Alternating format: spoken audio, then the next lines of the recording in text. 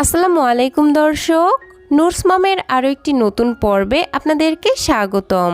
আমার আজকের আয়োজনে থাকছে বাচ্চাদের জন্য খুবই পুষ্টিকর, ক্যালোরি বহুল এবং মজাদার একটি সাবুদানার রেসিপি। এই রেসিপিটি কিন্তু মূলত পুষ্টিবিদ আয়েশা সিদ্দিকা ম্যামের কথা ফলো করে তৈরি করা হয়েছে। ম্যামের কথা হচ্ছে, যে সকল বাচ্চারা খাবার খেতে চায় না তারাও যদি এই সাবুদানাটি অল্প পরিমাণেও খায়, অধিক পরিমাণে পুষ্টি পেয়ে যাবে এবং বাচ্চাদের দ্রুত ওজন বাড়াতে সহায়তা করবে। পুষ্টিকর এই খাবারটি তৈরি করে 8 মাস থেকে 5 বছর বয়সী বাচ্চাদেরকে সকাল, দুপুর অথবা রাতের প্রধান খাবার হিসেবে দিতে পারবেন। তাহলে এখানে আর কথা না বাড়িয়ে সরাসরি চলে যাচ্ছি মূল রেসিপিতে। তো এই রেসিপিটি তৈরি করার জন্য আমাদের প্রথমেই লাগবে বাচ্চার চাহিদা অনুযায়ী সাবুদানা। আমি এখানে 2 টেবিল চামচ পরিমাণ সাবুদানা খুব ভালোভাবে ধুয়ে দেন পানি দিয়ে আধা ঘন্টার জন্য ভিজিয়ে রেখেছিলাম। আর ভিজিয়ে রাখার ফলে দেখতে পাচ্ছেন সাবুদানাগুলো বেশ অনেকটা ফুলে উঠেছে, এজন্য এগুলো সেদ্ধ হতেও অনেক কম সময় লাগবে। তো যাই হোক, এটাকে একটা সাইডে রেখে দিয়ে অন্য আরেকটি প্লেটে নিয়ে নিচ্ছি অর্ধেকটা পরিমাণ গাজর আর অর্ধেকটা পরিমাণ আপেল। গাজর এবং আপেলের ওপরের স্কিন খুব ভালোভাবে ছিলে ফেলে দিয়ে খুব ভালোভাবে ধুয়ে নিয়েছি। দেন এরকম একটি গ্রেটারের সাহায্যে গাজর এবং আপেলটাকে ভালো মতো গ্রেট করে নিচ্ছি।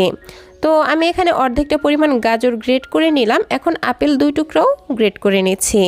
আপনারা আপনাদের বাচ্চাদের চাহিদা বুঝে এখানে আপেল এবং গাজরের পরিমাণ কমিয়ে বাড়িয়ে নিতে পারবেন।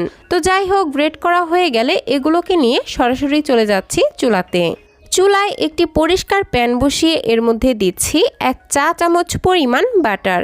আপনারা চাইলে এখানে ঘিও দিতে পারবেন, তবে অবশ্যই এই দুইটার মধ্যে যে কোনো একটা দেওয়ার চেষ্টা করবেন, কারণ ঘি বা বাটার দেওয়ার ফলে খাবারটি থেকে যেমন খুব সুন্দর একটি ফ্লেভার বের হবে, তেমনি এই ঘি এবং বাটার বাচ্চাদের দ্রুত ওজন ও স্মৃতিশক্তি বাড়াতেও সহায়তা করে। তো যাই হোক, বাটার গলে আসলে আমি এর মধ্যে গ্রেট করে রাখা আপেল এবং গাজর দিয়ে দিলাম।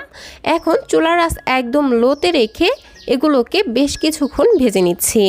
মোটামুটি 1 থেকে 2 মিনিটের মতো ভেজে নিব, যাতে আপেল এবং গাজরটা একটু নরম হয়ে আসে আর খুবই সুন্দর একটি স্মেল বের হয়। তো বেশ কিছুক্ষণ ভেজে নেওয়ার পর যখন আপেল এবং গাজর এইরকম নরম হয়ে আসবে, এই পর্যায়ে আমি দিয়ে দিচ্ছি 1 কাপ পরিমাণ লিকুইড গরুর দুধ। যারা 8 মাস থেকে এই খাবারটি বাচ্চাদেরকে খাওয়াতে চাচ্ছেন তারা এখানে গরুর দুধের পরিবর্তে নর্মাল পানি ব্যবহার করবেন। এবার একটু নেড়েচেড়ে সবকিছু খুব ভালোভাবে মিশিয়ে নিচ্ছি। তারপর এর মধ্যে দিয়ে দিচ্ছি সামান্য একটু লবণ এবং 1 চা চামচ পরিমাণ দুলাল চন্দ্রের তালমিশ্রি।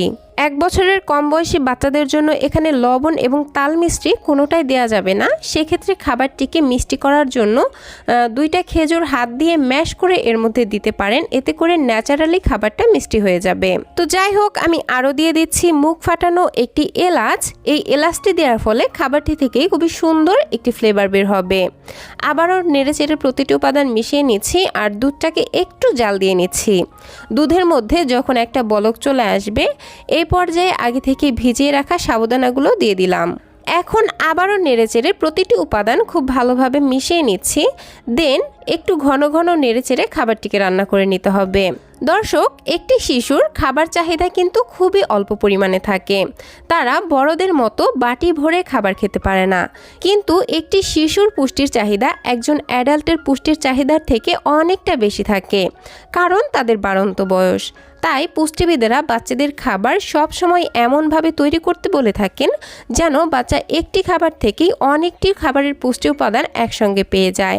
যেমন এই খাবারটি, এই একটি খাবার থেকেই বাচ্চারা কিন্তু অনেকগুলো খাবারের পুষ্টি গুণাগুণ একসঙ্গেই পাবে, যে কারণে বাচ্চারা খাবারটি অল্প পরিমাণে খেলেও অধিক পরিমাণে পুষ্টি পাবে এবং বাচ্চাদের দ্রুত ওজন বাড়াতেও সহায়তা করবে।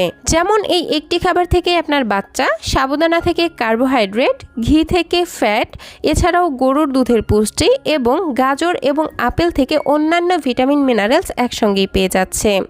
এছাড়াও আমি এই খাবারটিতে আরও কিছু পুষ্টিকর উপকরণ অ্যাড করব, যা একটি শিশুর জন্য একটি আদর্শ খাবার এবং সুপারফুড হতে পারে। তো তো যাই হোক, কথা বলতে বলতে আমার সাবুদানাগুলো খুব ভালো মতো সেদ্ধ হয়ে এসেছে আর গরুর দুধটাও শুকিয়ে ঠিক এইরকম ঘনত্বে চলে এসেছে। এই পর্যায়ে এই খাবারটিকে আমি আরও বেশি পুষ্টিকর এবং ক্যালোরিবহুল করার জন্য অ্যাড করব মিক্সড বাদামের গুঁড়া। এজন্য আমি এখানে 2 থেকে 3 ধরনের বাদাম গুঁড়া করে রেখেছি। সেখান থেকে উঁচু করে 1 চা চামচ পরিমাণ বাদামের গুঁড়া এই সাবুদানার মধ্যে দিয়ে দিচ্ছি। দেন খুব ভালোভাবে মিশিয়ে নিলেই কিন্তু খাবারটি বাচ্চাকে খাওয়ানোর জন্য একদমই রেডি। আমি খাবারটিকে ঠিক এইরকম একটু পাতলা অবস্থায় রাখছি, কারণ এটা ঠান্ডা হবার পর আরও কিছুটা ঘন হয়ে যাবে। তবে আপনারা বাচ্চাদেরকে যে যেমন লিকুইড খাবার খাওয়ান, খাবারটিকে ঠিক সেরকম লিকুইড বা ঘন করে চুলা থেকে নামিয়ে নেবেন। আর এই তো তৈরি হয়ে গেল বাচ্চাদের জন্য ভীষণই ক্যালোরিবহুল, পুষ্টিকর এবং ওজন বৃদ্ধিকারী একটি সাবুদানার রেসিপি।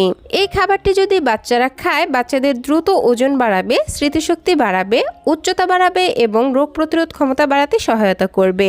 পাশাপাশি বাচ্চাদের কোষ্ঠকাঠিন্যও দূর করতে জাদুর মতো কাজ করবে। তো দর্শক, এই ছিল আমার আজকের আয়োজন। ভিডিওটি ভালো লাগলে প্লিজ একটি লাইক দিবেন এবং আমার আজকের রেসিপিটি কেমন লাগলো সেটা ছোট্ট একটি কমেন্টের মাধ্যমে জানাতে একদমই ভুলবেন না।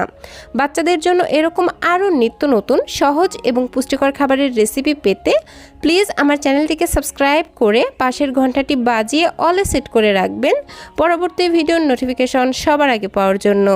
আজকের মতো বিদায় নিচ্ছি। আল্লাহ হাফেজ। আসসালামু আলাইকুম।